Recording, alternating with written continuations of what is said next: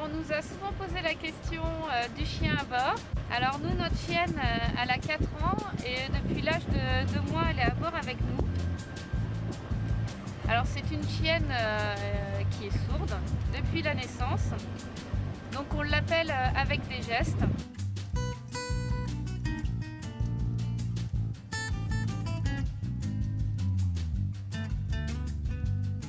On est à l'étranger, alors nous avons son passeport.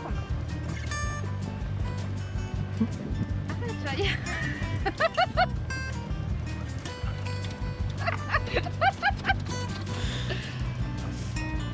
Alors nous avons son passeport qui est délivré par un vétérinaire. Et du coup, quand on est à l'étranger, on le présente aux autorités. Jusqu'à présent, personne ne nous l'a demandé. Mais sur les îles anglo-normandes, ils sont un peu plus pointilleux là-dessus. Les chiens ne peuvent pas débarquer s'ils n'ont pas leur passeport. Alors attention à ça.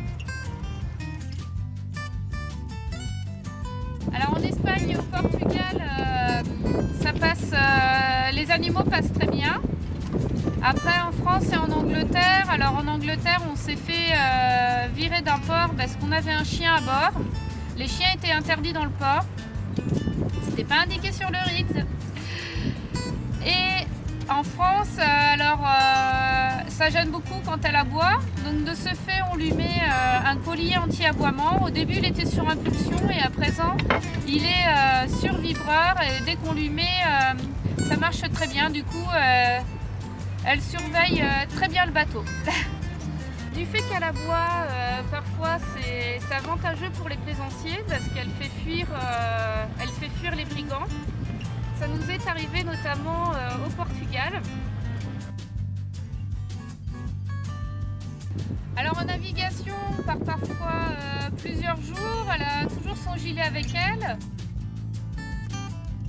Parce qu'elle sent les dauphins avant nous. Elle surveille l'horizon pour les voir.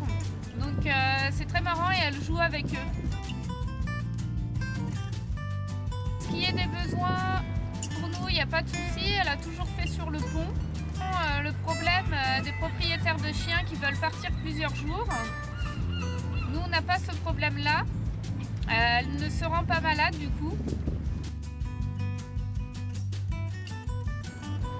Et c'est une très bonne occupation pour les enfants d'avoir un chien à bord également.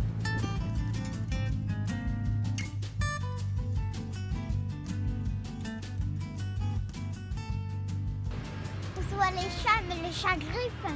Mais Jaya, c'est une bonne chienne.